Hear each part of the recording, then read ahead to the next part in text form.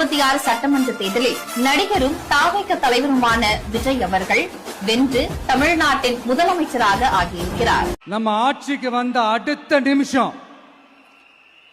என்ன செய்ய போறேன்னு சொல்றேன்.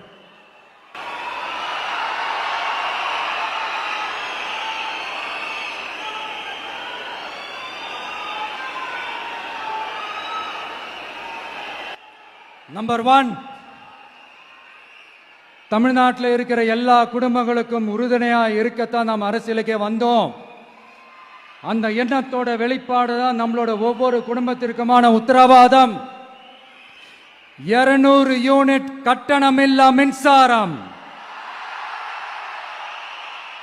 Number 2,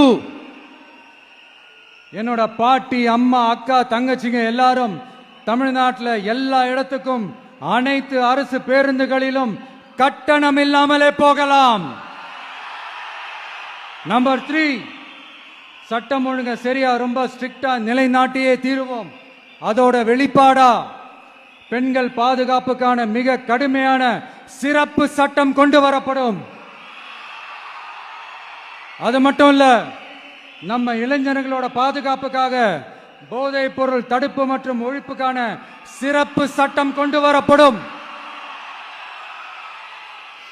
And I will visit one district headquarters, that is the collector's office of Tamil Nadu, to meet the public of that particular district and receive their petitions.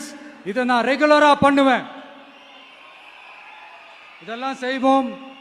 இதோட நாம சொன்னதெல்லாம் கொஞ்சம் கொஞ்சமா நம்ம ஆட்சிக்கு வந்ததுக்கு அப்புறம் செஞ்சு காட்டுவோம். சொல்லாததையும் செய்வோம், அது வேற விஷயம். ஆனா இப்போ நம்மளால செய்யறத செய்ய முடிஞ்சதை மட்டும் இப்போதைக்கு நான் சொல்லியிருக்கிறேன்.